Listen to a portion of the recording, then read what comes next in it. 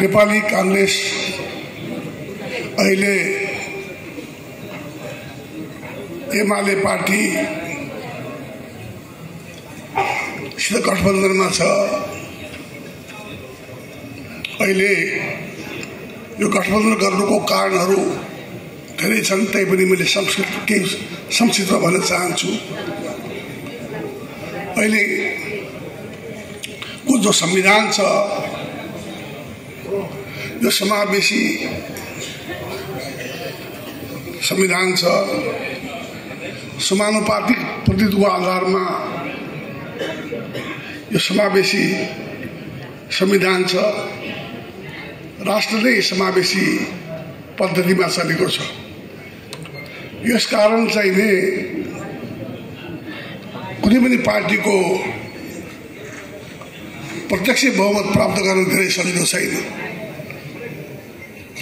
त्यसकारण चाहिँ नि कुनै पार्टीसित गठबन्धन गर्नुपर्ने हुन्छ। हाम्रो पार्टी सबभन्दा ठुलो पार्टी भए तापनि बहुमत हामीसित छैन। भोलि पनि हुने सम्भावना कम छ। तर हाम्रो पार्टी एक भएर लागेका खण्डमा, सच्चा मानेमा एक हुन सकेका खण्डमा हाम्रो पार्टीले एक्लै बहुमत पनि प्राप्त गर्न सक्दछ। त्यसकारण सबै पार्टीका साथीभाइहरूलाई आफ्नो मतभेद, आपसी असमझदारीहरूलाई, आपसी प्रतिस्पर्धालाई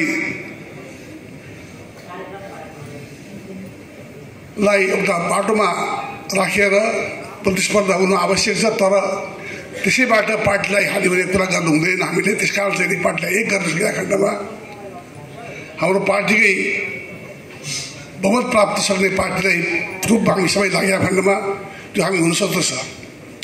त्यसकारण सबै साथीभाइहरूलाई म के भन्न चाहन्छु भनेदेखि सुदूरपश्चिमबाटै यसको सुरुवात होस् भन्न चाहन्छु। अब साथीहरू, अहिले मैले भनिसके अघि नै अहिलेको एमाले पार्टीका नेता केपी शर्मा ओलीजी प्रधानमन्त्री हुनुहुन्छ। त्यसको 2 वर्ष पछाडि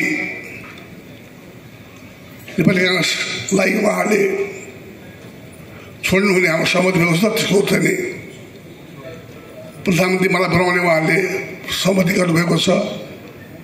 यसकारण चाहिँ हाम्रो दुईटा पार्टी अगाडि बढिरहेको छ। मुख्य प्रतिस्पर्धी पार्टी हाम्रो कोही हो भने एमाले हो।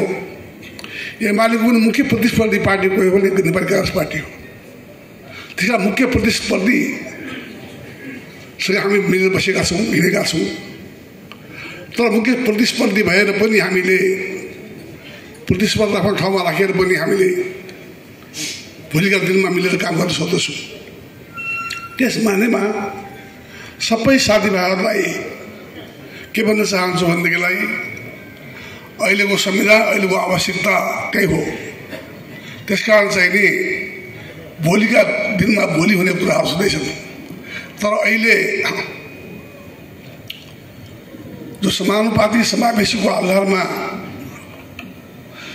जो राजनीतिक प्रतिनिधित्व छ पार्लियामेन्टमा, त्यसको आधारमा कुनै पनि पार्टी एकल पार्टीले बहुमत ल्याउनु गाह्रो छ।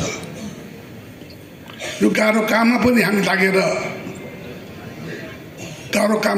सकेर हामीले समाधान गर्न सकेर हाम्रो पार्टीलाई बहुमतको पार्टी अथवा लार्जेस्ट पार्टी, ठुलो पार्टी बनाउन हामी लाग्न पर्दछ। त्यो सकिन्छ भन्ने लाग्दछ मलाई। त्यसै कारण दाजुभाइ दिदीबहिनीहरू, यो सुदूरपश्चिमबाटै यसको सुरुवात हुनेछ भन्ने मलाई विश्वास लिएको छ। अघि साथीभाइहरूले भन्नुभयो म यही सुदूरपश्चिममा जन्मेको व्यक्ति हो। सुदूरपश्चिमको माया सद्भावनाका साथसाथै देशभरि नै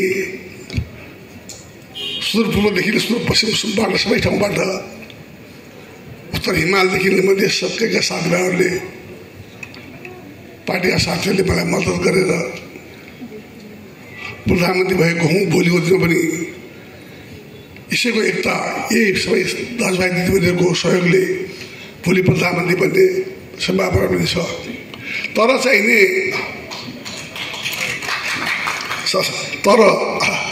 फेरि म के भन्न चाहन्छु भनेदेखिलाई हाम्रा साथीभाइहरूमा हाम्रो पार्टीभित्र अलिकति केही रोगहरू लागेको छ, अन्तर्घात भन्ने रोग छ जो त्यसलाई चाहिँ सदाका लागि निर्मूल गर्नुहोला।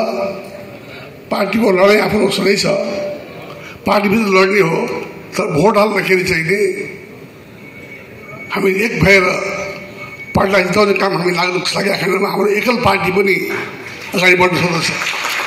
त्यसै कारण एक काम हामी सबै लागू भन्न चाहन्छु। म धेरै सबै लिएर चाहन्न, सब कच्चा नै सेनाले सङ्गत जाउन भन्ने ठानेको छ साथीहरूले। त्यस कारण म चाहिँ अब ढिलो पनि भइसकेको छ। त्यसै कारण चाहिँ नि टाढादेखि आउनेका साथीभाइहरू सबैलाई फेरि पनि सुदूरपश्चिममा हार्दिक स्वागत गर्दै बिदा हुन्छु। धन्यवाद।